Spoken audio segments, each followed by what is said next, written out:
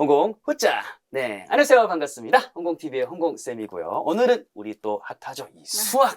네, 수학과 관련된 선생님 모셨습니다. 안녕하세요. 반갑습니다. 안녕하세요. 네, 자기소개 좀 짧게 네, 부탁드리겠습니다. 안녕하세요. 저는 초등수학 교재 개발, 지금 올해 21년 차로 수학 교재 개발하고 있고, 네. 목동에서 두 아이를 키우고 있는 학부모이기도 하고, 아이들 지도하고 있는 진주쌤, 이상숙이라고 합니다. 아, 이상숙쌤. 네, 아, 진주쌤이라고 안녕하세요. 부르면 네. 될 것 같고요. 반갑습니다. 일단, 목동이라는 테마. 네. 목동 교육열도 장난 아니잖아요. 네, 맞아요. 학군지. 네. 네, 경쟁률이, 경쟁에 대한 어떤 열망이 엄청나게 좀 네. 센 곳이고, 또 21년 차, 와, 수학 교재 전문가인 거죠, 그러면? 네, 초등수학 교재를 계속 개발해 왔어요. 와, 수학도 교재 개발 장난 아닌데. 네, 맞아요. 일단 건명된 분이네요, 맞아요. 그죠? 네. 땡땡 출판인 건가요? 천재교육 말해도 되죠? 됩니다, 됩니다.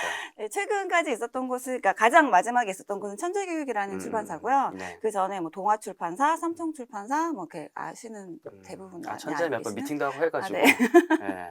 잘 지내시죠, 우리 담당자님들? 그래서, 음. 와, 20년 이상, 와, 하셨으면 정말 그 교육과정이라든지, 네. 교재 어떤 얼개라든지 네. 이런 것도 굉장히 잘 아실 거라고 생각을 하니까, 네. 오늘 아마 부모님들 많이 얻어갈 것이 있을 거라고 생각을 하고, 더군다나 이제 자녀를 키우고 있잖아요. 네. 자녀가 나이가 어떻게 되나요? 지금 큰애는 중2고요. 중2? 네, 둘째가 초등학교 5학년. 초5랑 중2. 뭐 성별은 어떻게 되나요? 딸 둘입니다. 딸 둘입니까? 저희 집 아들 둘인데. 분위기 좀 많이 다를 것 같은데, 여튼, 자녀들 키우고 있으니까, 이 어떤 한 분야에서 하고, 또 이렇게 뭐 학군지도 계시고, 직접 자녀도 키우시니까, 아마 저 부모님들의 마음을 좀 많이 공감하지 않을까, 이렇게 생각을 하고요. 자, 그럼 이제 수학에 대해서 이야기를 할 건데, 사실은 우리도 진주선생님께서 내 아이 수학 약점 찾아라는 책을 또 이렇게 출간하셔서, 네. 저도 한번 쭉 봤는데, 네. 저희 또 홍콩TV에서 수학에 대한 관심이 또 엄청 높거든요. 영어 수학도 같이 가잖아요. 네. 그래서 사실 책을 보신 분도 있고 못 보신 분도 있겠지만 네. 전반적인 내용, 날카로운 내용을 조금 뽑아 가려고 하거든요. 네. 자, 1장을 보니까 수학 잘하는 공부 습관 만들기가 네. 있더라고요. 네. 습관을 만들면 좀 당장은 수학을 못하더라도 잘하는 방향으로 갈 수 있다는 전제인 거죠. 그쵸. 제가 1장에다가 그 초등수학 잘하는 습관 만들기를 적은 이유가 네. 사실 이제 어머니들의 그런 편견을 좀 깨드리고 싶었어요. 제가 이제 학군지에 있다 보니까 수학 잘하는 아이들을 굉장히 많이 봤는데 네. 이제 어머니들이 수학 잘하는 아이들은 뭔가 수학 머리를 타고났을 거다. 대부분 이제 그렇게 생각을 하셔가지고 근데 실제로 제가 지켜본 수학 잘하는 아이들의 특징은 물론 수학 머리를 타고나서 잘하는 친구들, 그러니까 수학 머리가 도움은 되겠지만 네네. 결정적인 이유는 그게 아니었거든요. 좋습니다. 그러면 네. 수학 잘하는 아이들 어떤 이제 통계를 내보거나 좀 해봤겠죠, 그죠? 해보셨을 거잖아요. 어떤 공부 습관 갖고 있나요? 공통적인 점이 있다면? 네, 제가 통계를 내보진 않았지만 네. 수학 잘하는 아이들의 대부분의 이제 공통적인 습관을 제가 크게 한 4가지 정도로 뽑아봤어요. 적어야 돼. 네 가지. 네. 근데 일단 첫 번째로는 이 친구들은 아직 그래도 초등학생이기 때문에 뭐 모든 걸 뭐 다 자기주도적으로 한다라고까지는 할 수 없지만 어렵죠, 사실은. 그죠. 근데 네. 특히 수학에서는 근데 네. 자기주도적으로 문제를 해결하려고 하는 습성이 분명히 있어요, 이 친구들은. 자기주도적으로 해결하려고 한다는 네. 게 엄마가 좀 도와줄게. 아니야, 내가 할래. 뭐 이런 건가요? 그쵸. 근데 엄마가 도와줄게 라고 하기 전에 본인이 어쨌든 끝까지 해결을 하려고 하고 이제 가장 두드러지는 특징이 이제 이 친구들이 본인이 잘 모르는 문제를 닥쳤을 때 평범한 친구들과 조금 다른 이제 습관이 좀 보였는데 이 친구들 어떻게든 자기가 스스로 풀려고 하다가 정 안 되면 이제 그때 도움을 청하는데 그때도 조금 달라요, 방법이. 그러니까 제가 직접 지도하고 있는 아이들을 봤을 때도 선생님, 보통의 친구들은 저 이거 모르겠어요 이렇게 질문을 하거든요. 근데 이제 그 친구들은 이제 본인이 해결한 방법이 왜 틀렸는지가 너무 궁금한 거예요. 그러니까 선생님 이거 좀 봐주세요. 여기 왜 틀렸어요? 여기서 왜 안 돼요? 이제 이렇게 질문을 하든지 아니면 제가 여기까지는 풀었는데 여길 모르겠어요. 이렇게 본인이 이제 알고 모르고의 메타인지가 좀 된 상태에서 질문을 하더라고요. 이유하고 과정에 좀 더 포커스를 두네요. 답 맞추는 것보다. 네, 그죠. 해결해가는 과정을 본인이 어떻게든 하고 싶어 하는 그런 의지가 수학 문제 풀 때 좀 많이 두드러지더라고요. 어떻게든 그런 게 강한데 저희 집은 어떻게든 안 풀려고 그래가지고 자, 그럼 첫 번째 습성은 약간 자기가 뭔가 주도하려는 성향이 강한 문제를 거고. 자기 주도적으로 풀려고 한다. 네. 두 번째는 이 친구들은 이제 개념에 집중하는 공부를 해요. 개념. 그래서 조금 어렵죠. 초등에도 개념이 있나요? 있죠. 수학도 개념이 있어요. 네네. 이제 개념을 배워서 이제 그 개념을 좀 적용을 시켜서 이제 문제를 해결하고 이제 이렇게 하는데 네. 이제 일반 보통 친구들은 어쨌든 수학은 그냥 뭐 문제만 많이 풀어서 맞추면 끝이다. 이제 이렇게 생각하는 친구들이 대다수인 반면에 뜨끔. 근데 이 친구들은 이제 개념에 집중하는 공부를 한다라고 저는 이제 표현을 했지만 얘네들이 이제 개념에 집중하는 방법들이 조금 다르더라고요. 달라요? 네. 그러니까 본인이 이제 어떤 개념을 배워서 그걸 바로 적용을 시켜서 문제를 풀어서 맞췄다. 여기서 끝나는 게 아니라 얘네들은 다음 개념도 유추해내요.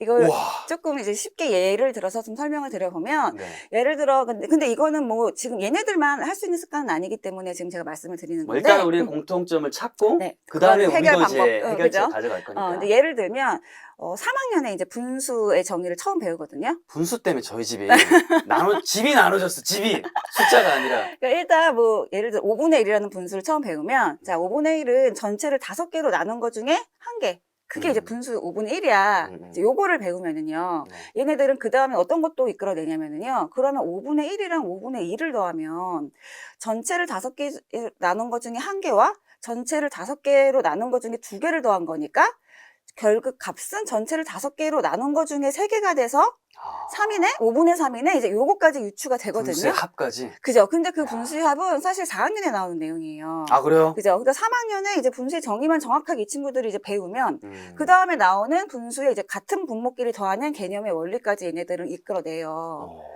더 나가면 사실 네. 분수의 곱셈까지도 이제 추론이 되거든요. 머리 아파. 네, 머리 아파. 거기까지 얘기하지 말까요? 아닙니다. 네. 제가 이제 수학을 네. 힘들어했었기 그러니까 때문에. 이제 뭐 그러니까 그러니까 우리가 곱셈의 원리가 사실 같은 수를 여러 번 더하는다. 동수누가의 원리에서 곱셈을 이제 처음 배우는데 네. 얘네들이 이제 곱셈이 그런 원리라는 것도 정확하게 파악을 하고 있으면 분수에도 적용이 되는 거예요. 그래서 이제 5분의 1 곱하기 4라는 거는 더 뒤에 나오는 내용인데도 5분의 1 하나의 개념을 이제 배웠으면 그럼 5분의 1 곱하기 4는 5분의 1을 4번 더한 거겠네?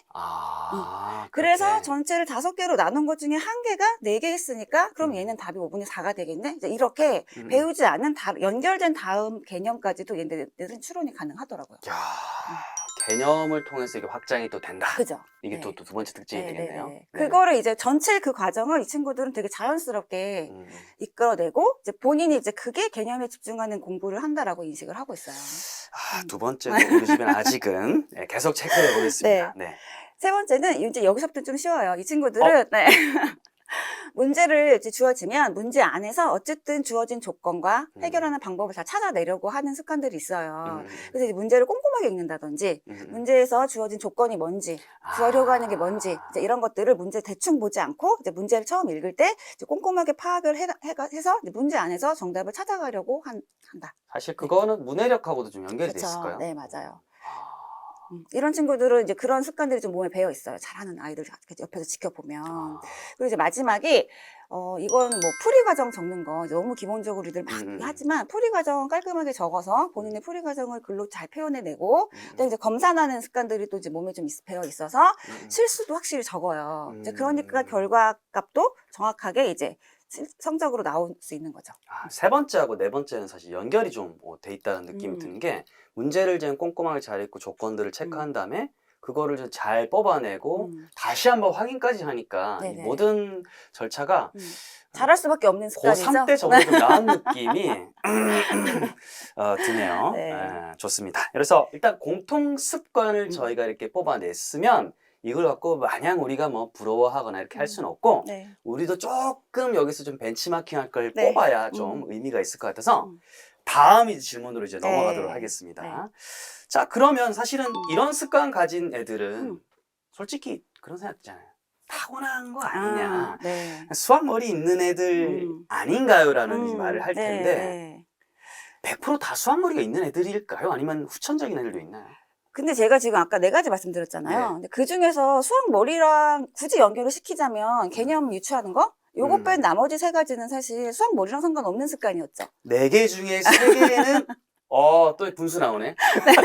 4개 중에 3개는 후천적으로 그죠? 가능한 지점이다. 그리고 실제로 이 개념 연결하는 이 공부 습관도요. 얼마든지 집에서 만들어줄 수 있거든요.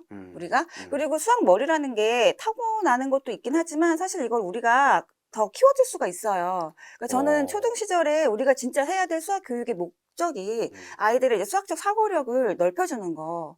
수학 머리를 키워주는 거 네. 이게 이제 목적이 돼야 된다 계속 항상 말씀을 드리거든요. 다 아마 모두들 동의를 하는 목표일 땐 네. 목표이겠지만 네네네. 우리가 뭐 선행이든 아니면 주변 분위기든 그것 때문에 네. 이게 하다 보면 왜 애가 이렇게 그쵸. 힘들어하나 이렇게 생각할 텐데요. 음. 그러면 다시 본질로 돌아와서 이런 습관, 네. 아까 4개 중에 뭐 3개 정도 우리가 할 수 있을 거라고 했는데요. 이런 습관을 우리 집에 있는 아이들이 가지려고 하면 네. 부모님들이 결국 어떻게 도와줘야 되는지. 그쵸. 오늘 이 인터뷰 하이라이트입니다. 네. 네. 제가 첫 번째로 이제 자기 주도적으로 좀 해결하려고 한다 이 아이들 얘기했잖아요. 네. 이때 이제 우리 아이들도 이제 이렇게 조금 습관을 갖게 해주시려면 엄마가 옆에서 아이가 이제 물어볼 때 엄마 저 모르겠어요 할 때 바로 설명해주지 마셔라. 저는 이제 그렇게 항상 말씀드리거든요. 저도 이제 아이들을 가르칠 때 아이가 이제 선생님 저 이거 잘 모르겠어요 하면 바로 설명 절대 안 해줘요. 네가 어디까지 아는지를 선생님한테 그럼 얘기해봐. 어디까지 네가 해결했고 어디서부터 모르는지를 얘기해줘. 이렇게 이제 다시 질문을 하거든요. 과정을 한 번이라도 공유해달라. 바로 설명 절대 안 해줘요. 이제 그러면 이 친구는 선생님한테 설명을 해야 되니까 다시 한번 봐요. 본인이 모르겠다는 문제를. 근데 절반의 이상의 아이들은 그 과정에서 알 것 같아요. 이렇게 하거든요. 자기가 다시 객관화하는 과정에서 네. 그렇죠. 그렇게. 그러니까 처음에 이제 보통 문제 집착력이 좀 없는 친구들은 네. 조금만 보다가 진짜 본인이 해결할 수 없는 문제가 아님에도 불구하고 그냥 일단 선생님 모르겠어요 이렇게 한다고. 인내심이 없는 거군요. 이제 이렇게 하는데 이제 그런 습관들을 조금 이제 잡아주시는 거죠. 아. 너 바로 모르겠다고 하는 건 엄마가 안 가르쳐 줄 거야. 어디까지 네가 해결했는지 엄마한테 얘기를 해줘. 이제 요렇게 평소에도 조금 아이가 바로 질문하는 것만 좀 막아주셔도. 사실 영어도 그렇긴 한데 생각할 시간이 좀 필요하더라고요. 네. 그럼 애가 풀다가도 그렇죠. 엄마 이래? 알 것 같아. 그러면 으이구 그러면 안 되고 잘했어. 그것 봐 할 수 있잖아. 이렇게 칭찬해 주시는 거죠. 그렇구나. 네. 또 어떤 게 있을까요? 그다음에 아까 이제 풀이 과정이나 검산하는 습관 갖고 있다고 했는데 네. 이제 이거는 정말 우리가 초등 시절에 얼마든지 잡아줄 수 있는 습관이거든요. 풀이. 풀이 과정을 아이들이 이제 머릿속으로 정리가 안 돼 있기 때문에 글로 쓰는 걸 힘들어하는 거예요. 그렇죠. 그죠? 이제 그러니까 본인이 이제 이게 정리가 막 안 되는 친구들한테는 한번 말로 설명할 기회를 조금 주는 거예요. 네. 글보다는 말로 먼저 한번. 그래서 어쨌든 이 친구가 문제 답을 냈으면 얘는 그 문제를 풀 줄 안다는 얘기거든요. 그러면 답 맞았는데 이거 어떻게 풀었어? 엄마한테 한번 얘기해 줄래? 이제 이러면 이제 얘는 방금 본인이 이제 풀었으니까 말로 설명을 할 수 있을 거란 말이에요. 되게 잘했는데 그럼 그거 지금 네가 방금 말한 거 글로 한번 써봐. 했으니까. 이 친구는 말로 하는 동안에 한 번의 생각이 정리가 됐기 때문에 그 다음에 다시 식으로 표현하는 건 처음처럼 그렇게 어렵진 않아요. 네, 질문 있습니다. 그러면 오늘 문제 저희 집도 현실이니까 그러면 이제 모든 문제를 그렇게 다 해야 될 거 아니면 하루에 한 개라도 그렇죠. 모든 문제 걸까요? 그렇게 하면 애 질려서 수학 공부하기 싫다 그럴 거예요. 지금 제가 엄청나게 많은 가정을 구했어요. 왜냐하면 또 좋다고 생각하면 다 하실 수 있기 그죠? 때문에. 그러면 완전 애 잡는 건데 그건 너무 싫어할 거고 하루에 한 개라도? 한두 개라도 하지만 꾸준히 계속 이제 인지를 시켜주시는 거죠. 얘들아, 쌤이 니네 살렸어. 네. 그리고 실제로 이제 그걸 좀 알게 해주는 게 좋아요. 네가 지금은 귀찮아서 풀이를 안 쓰지만 이게 쓰는 게 너한테 더 유리해. 왜냐면 틀렸을 때를 생각해봐. 네가 이제 이걸 썼으면 틀렸을 때는 이 과정 중에 어디가 틀렸는지를 바로 찾아서 거기만 해결하면 되는데. 그렇죠. 네가 지금 풀이 과정을 안 쓰고 막 엉망으로 알아볼 수 없게 답만 써놨으면 그거 틀렸으면 처음부터 다시 풀어야 되는데 그럼 결국에 너한테 더 손해야. 이제 이걸 알려주는 거죠. 와, 설계도를 이제 표현하느냐, 그냥 머리로만 하느냐. 그래서 이제 본인이 필요에 의해서 평소에도 이제 좀 풀이 과정을 쓰려고 하는 습관을 갖게 해주는 게 필요하다. 네. 또 있나요 혹시 팁이?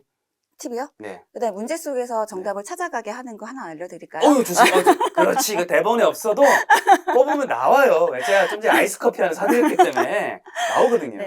네. 실제로 아이들은 이제 네. 문제가 길면 무조건 어렵다고 생각해요. 헉 하거든요. 그렇죠. 요즘 또 서술형 문제 같은 그리고 거, 스토리텔링 이게 도입이 되면서 이제 문제가 좀 길어지고 글밥이 많아지면 아이들은 가뜩이나 수학이 어려운데 문제까지 길면 근데 무조건 모르고 나는 이거 어렵다, 못한다, 모른다 이렇게 하거든요. 근데 일단 먼저 그걸 좀 알려주시는 게 필요해요. 문제가 길수록 수학식은 되게 간단해. 더 쉬운 문제야. 길수록 더 간단하다. 이렇게 좀 알려주시는 게 도움이 되거든요. 낚는 왜냐하면 것 아니에요. 실제로 저희가 저는 이제 교재 개발을 오래 했으니까 이제 교재 개발자 입장을 좀 말씀을 드려보면 처음에 스토리텔링이 도입이 됐을 때 저희가 이제 그런 막 실생활의 내용들을 막 담으려니까 문제가 길어지는 거예요. 그쵸. 근데 이게 그렇다고 해서 문제를 너무 어려워지게 또 만들면 안 되잖아요. 그렇죠. 그렇기 때문에 문제가 길면 길수록 수학은 더 약간 더 쉬운 문제를 가지고 그렇게 만들 수밖에 없거든요.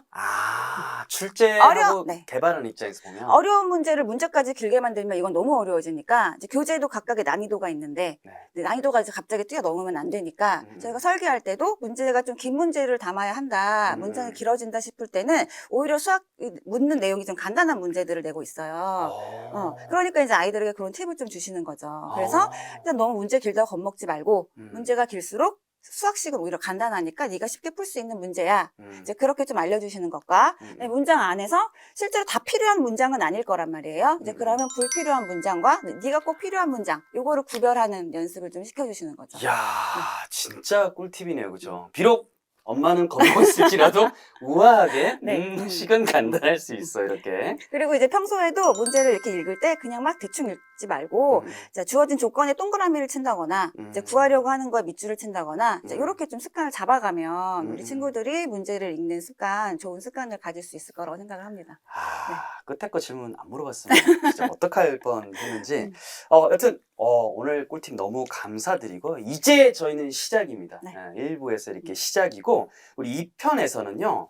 자, 이제 요거 가지고 이제 뭐 사고력 수학 너무 또 이제 핫하잖아요. 그죠? 그다음에 심화하고 이제 우리 선행까지 선행. 정말 또 예민한 부분까지 이제 교재 개발자이자 두 아이의 엄마 입장에서도 풀어 나갈 거니까요. 자, 요거 이 교재 우리 이벤트 증정 네네네. 있죠, 그죠, 네, 그죠? 있어요. 네. 댓글로 이렇게 또 응모 많이 해주시면 좋을 네. 것 같고 이 편을 계속 이어가지고 저희는 아까 그 내용 계속 이야기를 해보도록 하겠습니다. 2부에서 뵙도록 하겠습니다. 감사합니다.